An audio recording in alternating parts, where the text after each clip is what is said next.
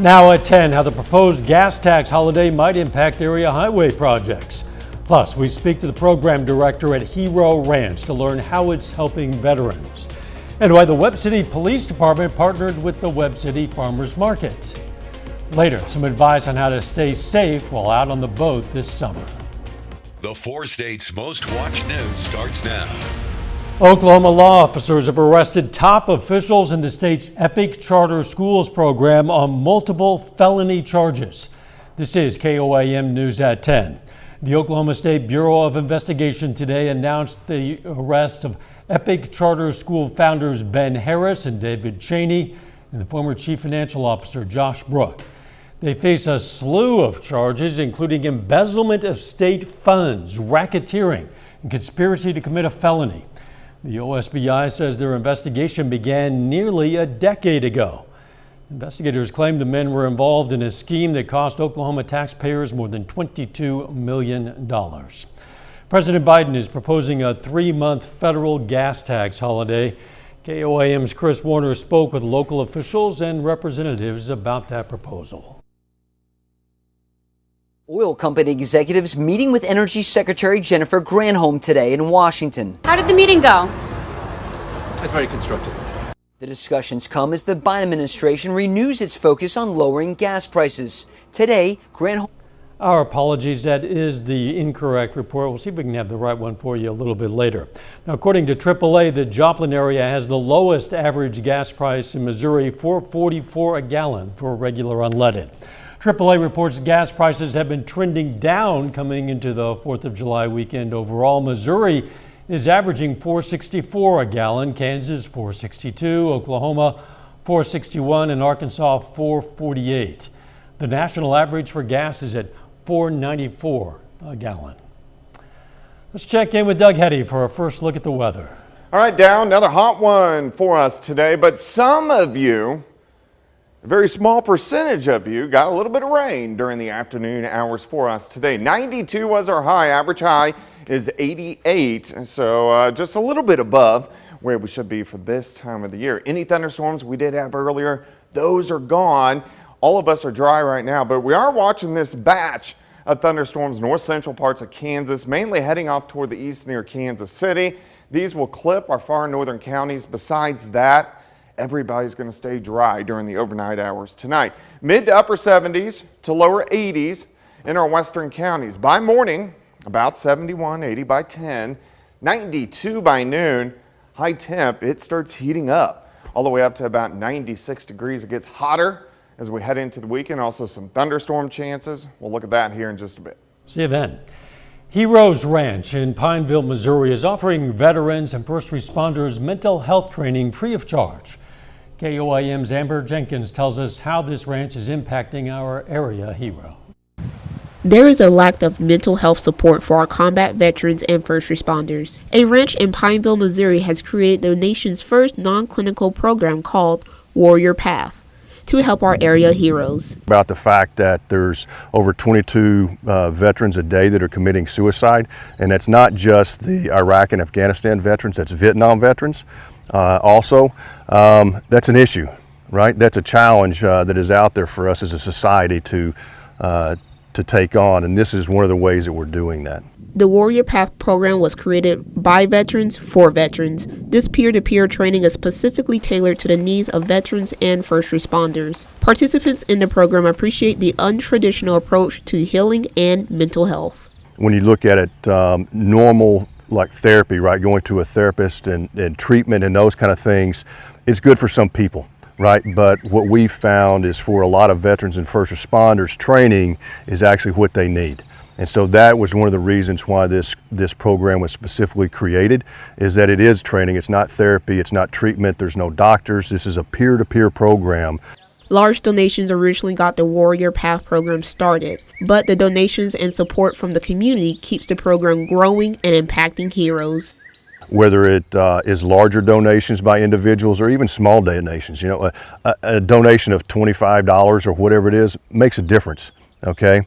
It doesn't matter how big or how small, everything here gets poured into what it is that we're doing here at Sheepdog. Amber Jenkins, KOAM News Now, Pineville, Missouri. You can contact the Warrior Program to get involved. Parents in Webb City were given a little peace of mind along with a free meal for their kids. The Webb City Farmers Market is offering free meals to kids this summer. Today, the Webb City Police Department also handed out free child identification kits. The kits include forms that parents can fill out with their child's physical characteristics and fingerprints. Those forms can then be turned into authorities if the child goes missing. I mean, it's being offered, and I mean, like I said, hopefully you never need it and you don't want to really think about it too much, but when I saw all the things on it, it's good to do when everyone's good and happy and safe, and God forbid you need it, you have it, and do it and put it away somewhere and try not to think too hard about it, probably. The Webb City Farmers Market takes place at King Jack Park on Tuesdays, Thursdays, and Saturdays. So 4-staters get a lesson on human trafficking in the workplace. The Crawford County Mental Health Center brought together area human resource professionals for today's seminar.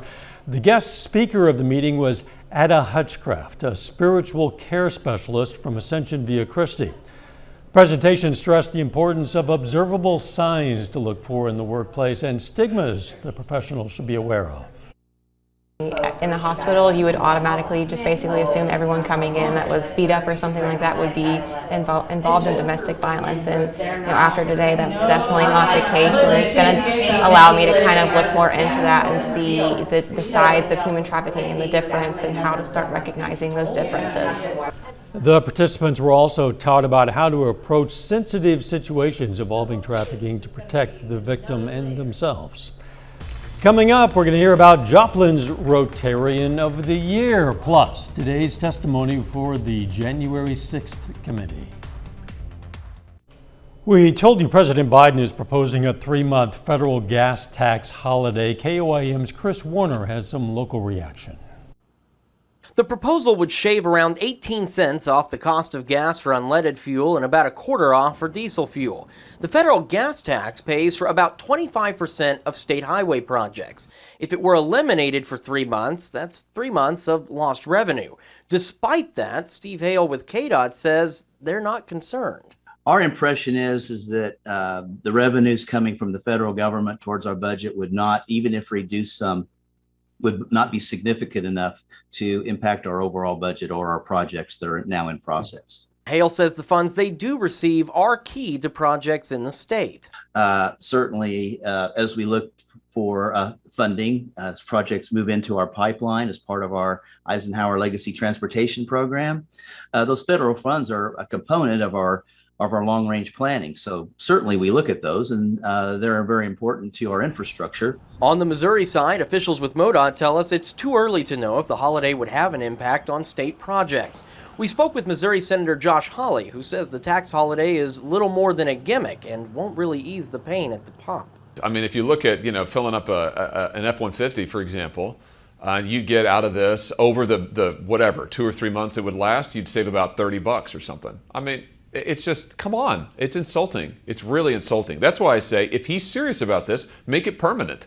Make it permanent. Senator Hawley says he would support a permanent tax cut and believes there's a way to pay for that cut. I would support a permanent gas tax cut, and the way to pay for that would be to put a tariff on Chinese energy production, on Chinese solar panels and wind turbines and batteries. So if he were serious, he would open up American energy production and he would cut the gas tax permanently and tariff our competitors. But he's not going to do that. I'm Chris Warner for KOAM News. The Rotary Club of Joplin has a new recipient of their Rotarian of the Year award. Congratulations to Audi Dennis. The award is for the Rotarian who's clearly stood out in demonstrating service above self and commitment to the 4-way test during the previous year. Very humbling, very humbling. I honestly was taken by surprise, and just to be nominated and recognized by a group of people the caliber of the members that we have in this club is very humbling. The award was designed by Joplin artist Jorge Leyva. Police and firefighters in Miami have reached a new contract with the city for higher wages. The Miami City Council approved the new contracts after months of negotiations. The contract for the fire department is for 2 years. It'll reduce how many years a firefighter needs to put in before being promoted to lieutenant or captain, as well as raising wages. The city expects it to cost more than $150,000 over the 2-year period. Miami Police also agreed to a 2-year deal. It'll also lower the requirements for promotions and cover wage increases for all employees. It's expected to cost $171,000 over 2 years. You can find out more about what the contracts include on our website, KOAMnewsnow.com. Federal lawsuit is challenging a decades-old Missouri law that limits the extent to which volunteers can provide ballot booth help to people who have disabilities or are unable to read or write. The lawsuit targets a 1977 Missouri law that says people can provide voting assistance to only one other person per election unless they're election judges or immediate family members. The suit says the law violates the Federal Voting Rights Act. A similar lawsuit is pending against an Arkansas law. Former President Trump was calling top officials at the Department of Justice, quote, virtually every day to look into his bogus claims of election fraud. That's according to new testimony from the House committee investigating January 6th. Reporter Serena Marshall is on Capitol Hill with more details of the former president's pressure campaign. The House Select Committee investigating the January 6th attack used its 5th hearing of June to show how former President Trump wanted to use the Justice Department to legitimize his false claims of election fraud. What I'm just asking you to do is just say it was corrupt and leave the rest to me and the Republican congressman. The former president's own appointees at the DOJ refused and told him there was no fraud. And he had this arsenal of allegations. I went piece by piece to say, no, that's false. That is not true. Mr. Trump then tried to replace former acting Attorney General Jeffrey Rosen with Jeffrey Clark, the DOJ's environmental lawyer and a supporter of Mr. Trump's cause. Listen, the best I can tell is the only thing you know about environmental and elections challenges is they both start with E. Clark wanted the DOJ to push for a special legislative session in several states to overturn the election results. In an Oval Office meeting on January 3rd, top DOJ officials threatened to resign en masse if Clark was promoted. No one is going to read this letter. All anyone is going to think is that you went through 2 attorneys general in 2 weeks until you found the environmental guy to sign this thing. At the end of the hearing, the committee showed how several Republican congressmen asked for pardons. The general tone was, we may get prosecuted because we were defensive of, the president's positions. Clark, who was never named acting attorney general, invoked the Fifth Amendment more than 100 times during his deposition to the committee. Serena Marshall, CBS News, Washington. Federal investigators raided Clark's home in Northern Virginia yesterday. It's unclear what the reason for that raid was. A little bit later, a GRDA spokesperson gives advice on how to boat safely this summer. Plus, gets even hotter over the next few days. Also, some rain chances. We're going to look at that coming up.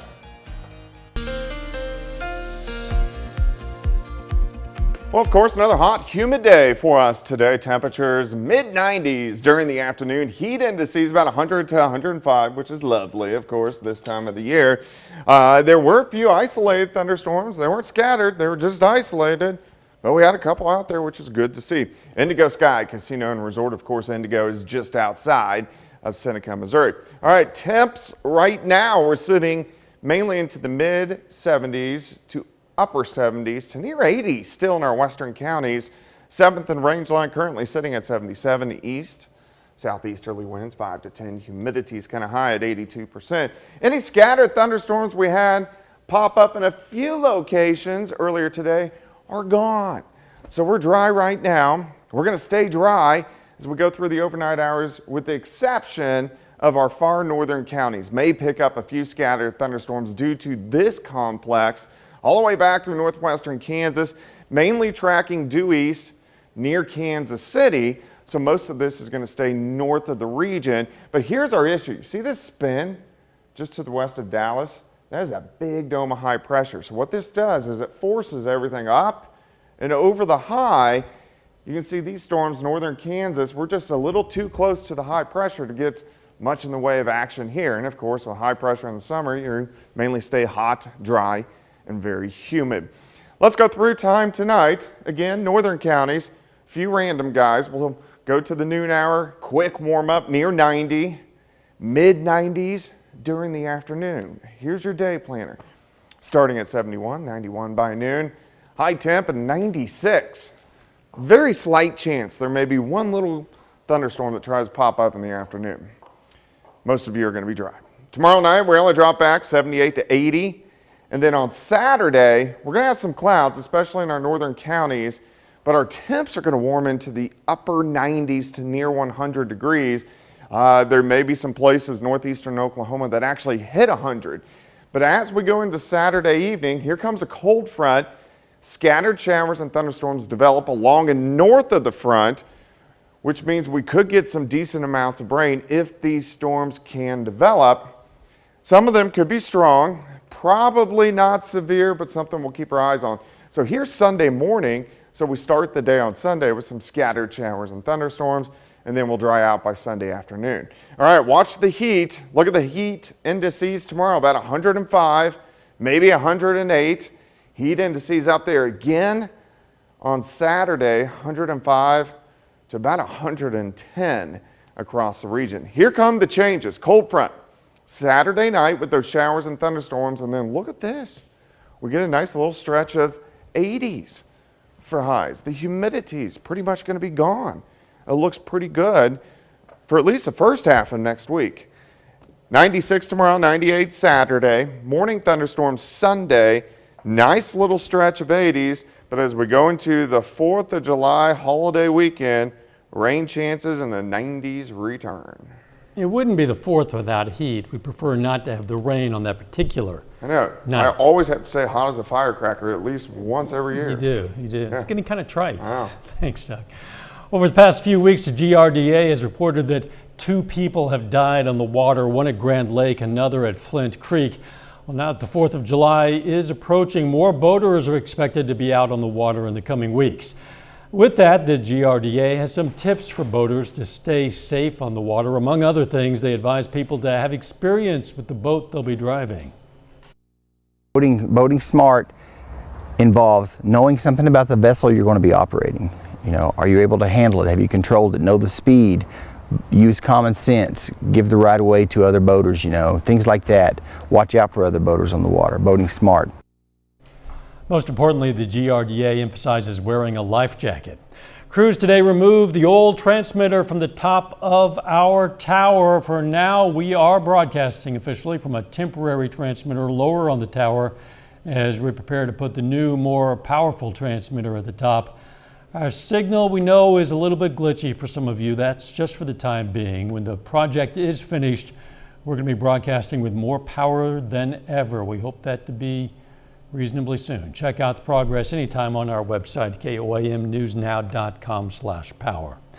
Danny joins us now. There's a summer high school baseball tournament in Joplin this weekend. Yes, the Midwest Mustangs play their first game of the tournament this afternoon. We have the latest on that.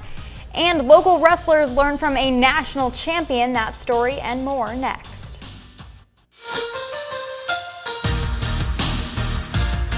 Pittsburgh High School hosts an all-girls wrestling clinic this afternoon, led by champion wrestler Nicole Moore.